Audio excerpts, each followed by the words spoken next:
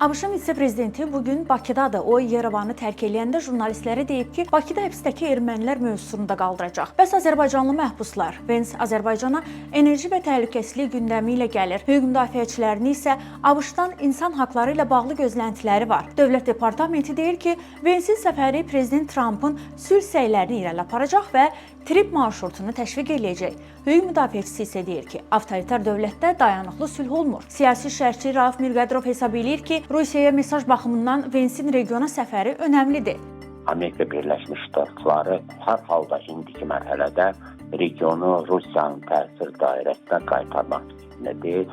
Əksinə, region dövlətlərini Rusiyanın təsir dairəsinə çıxarmaq fikrindədir. Onlara dəstək vermək istəyir. Söhbət Azərbaycan-Ermənistan arasında sülh prosesini sürətləndirmək yoluyla Rusiyanın regional təsir imkanlarını azaltmasına gedir. Azərbaycanla danışıqlarda başqa məsələlər ön plana çıxacaq. Bu məsələlər ilk növbədə regionda baş verən hadisələrdir. İran problemidir. Azərbaycanla qonşu dövlət açıq bəyan edilməsə bu məsələ ciddi müzakirə olunacaq. Bu günlərdə ABŞ-da bir neçə konqresmen Vensdən həm də insan haqları məsələsini qabartmasını istəyib. Konqresmenlər Vensə müraciət ediblər ki, o həbsdəki jurnalistləri və ədalətsiz mühakimə edilən digər məhbusların azadlığı üçün Azərbaycan hökumətinə təzyiq eləsin. Siyasi məhbus hesab olunan bir qrup şəxs isə Vensin səfəri ərəfəsi açıq məktubla ABŞ administrasiyasına müraciət edib. Azərbaycanda insan hüquqları ilə bağlı vəziyyəti diqqətdə saxlamağa çağırıb. Hüquq müdafiəçisi Zəfər Əhmədli düşünür ki, doğrudur, əvvəlki administrasiyalardan fərqli olaraq Trump administrasiyası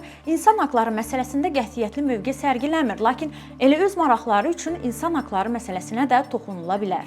Öz maraqları naminə, Qafqazdakı maraqları naminə, Qafqazı Amerikanın təsirində saxlamaq naminə ola bilər ki, belə bir söhbətlər olsun. Diktatorlar, avtoritar hakimiyyətlər dayanıqlı sülh yarada bilmirlər. İris məsələsində də, bu Ermənistan-Azərbaycan arasında qalan problemlərin həllində də, ümumiyyətlə Rusiyadan və İrandan olan təhlükələrin qarşısını almaq üçün də, bax bu məsələlərin fonunda demokratiyanın inkişafı ABŞ üçün həm də əhəmiyyətli ola bilər.